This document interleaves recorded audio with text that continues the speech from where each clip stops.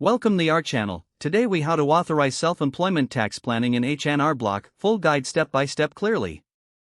Log into your H&R Block account using your credentials. Once logged in, navigate to the dashboard. Look for the option labeled Start a new return or Continue your return. Click on the option that suits you.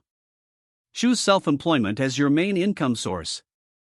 You may see a prompt to provide additional information about your business. Follow the on-screen instructions to enter your business details. Be ready to input your income and expenses accurately. As you fill in this information, take note of any deductions you may qualify for. Review all entries to ensure accuracy. Once completed, advance to the summary page.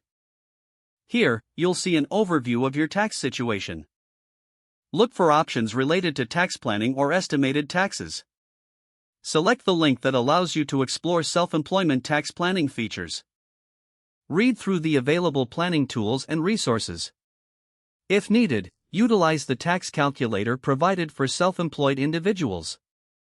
This tool can assist you in estimating your tax obligations. Explore the suggested deductions and credits to maximize your refund. After reviewing your options, make informed decisions based on the guidance provided.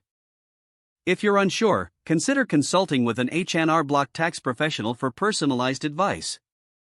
Finalize your self-employment tax plan by saving your changes. Consider scheduling a follow-up appointment if your situation is complex. Download or print your planning summary for future reference. Log out of your H&R Block account to ensure your information remains secure. Store any relevant documents in a safe place for easy access during tax season. If the page does not load, refresh the browser or try again in a private or incognito window. Make sure you are using the correct email address, then retype it carefully to avoid small typos. If your password is not accepted, use the reset option and create a new strong password you can remember. Check your spam folder for verification or security emails, then complete any requested confirmation steps. Don't forget to like this video and subscribe to our channel for more step-by-step tech guides.